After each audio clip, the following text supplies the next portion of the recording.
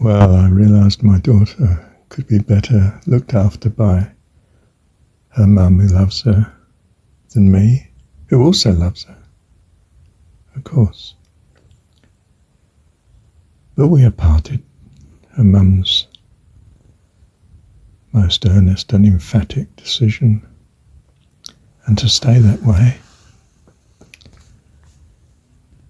And she has taken the lion's share of the cake of parenthood. Okay. I do my best with the bit that's left. It's important, as I understand it, that my daughter has two parents. You could say even more so, given she doesn't even have a stepdad to make up for my minimal presence.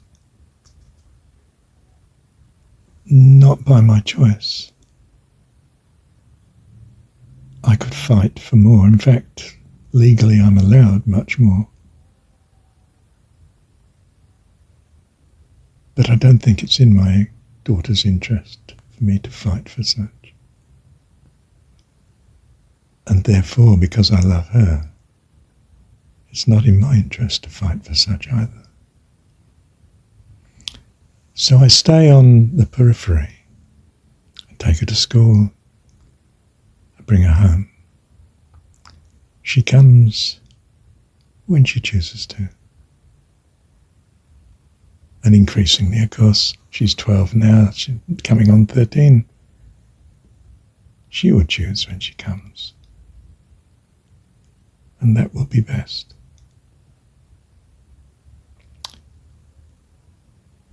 Yeah. Am I happy with this situation? I thank God that I find I'm in this situation because I trust Him.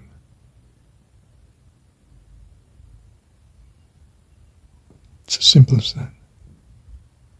I trust Him because of decades now of thanking Him in as many circumstances as I can and as often as I can.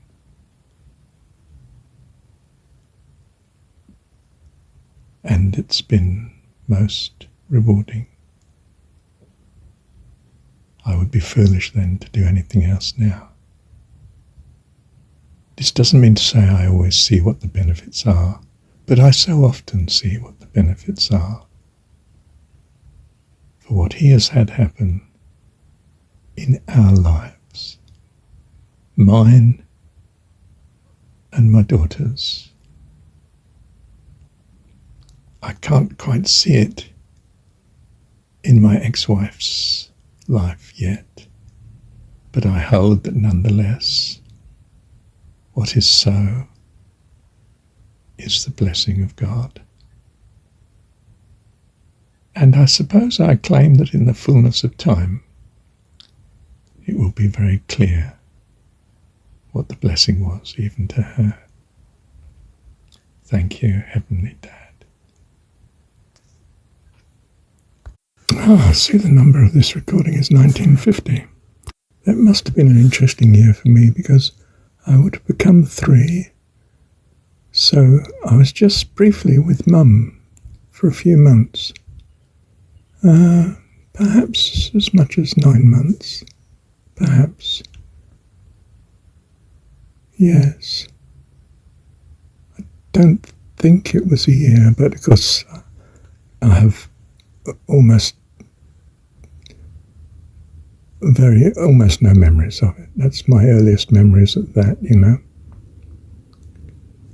And I can't remember the fostering situation.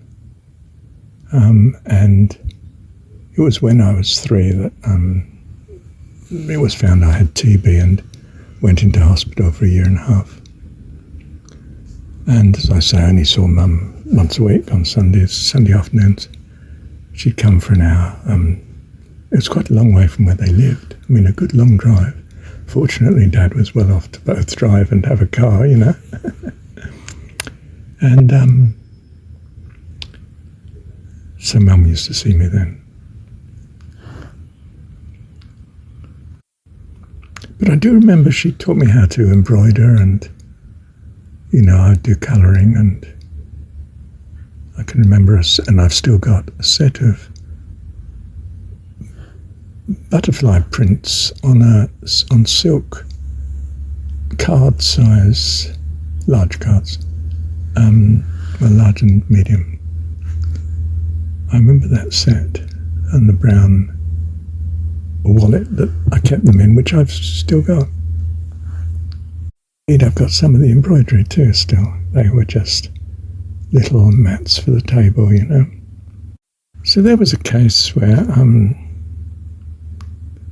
well, difficult family background, to say the least, I suppose.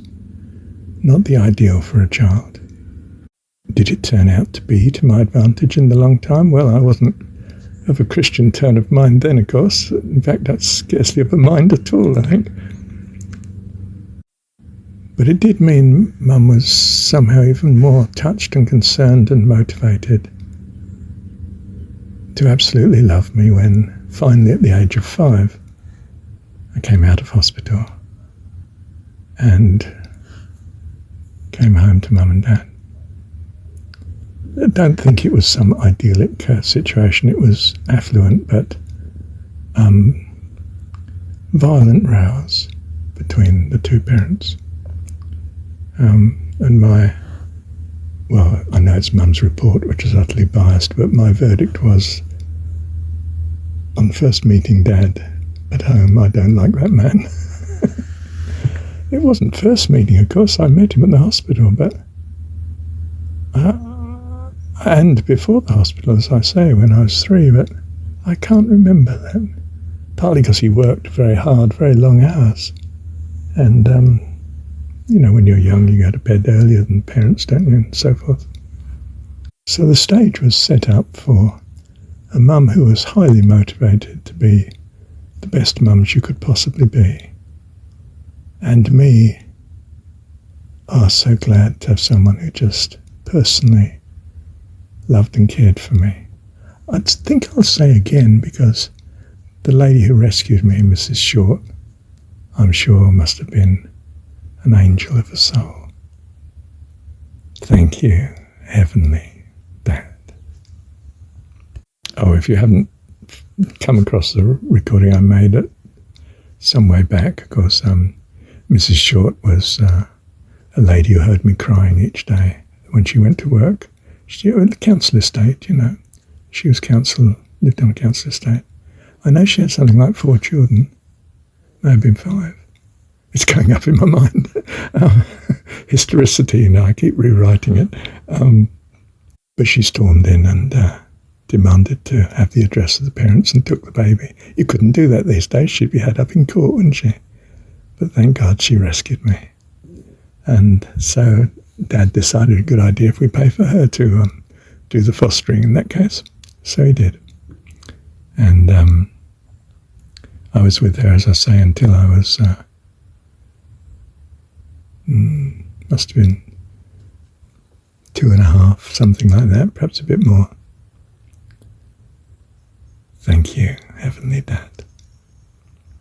It does occur to me that I should just record what I feel God's telling me from this recording, telling me, which is, you learnt very deeply in your soul, you don't separate a child from their mother.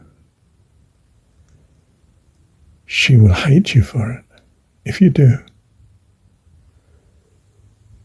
So I do feel I have acted wisely with my daughter, as outlined here. Look, it's a historicity, isn't it? It becomes a story. I've tried to be as open and as exact as I can, but that's all one can say. But the important thing is that he gets over the lesson.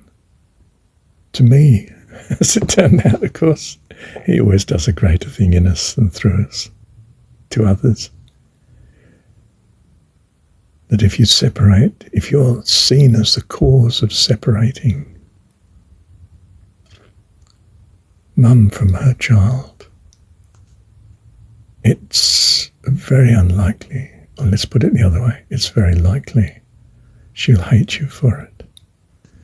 And I guess they were the seeds from the beginning of a very unhappy relationship. In large measure, not completely, but in large measure, between my two parents.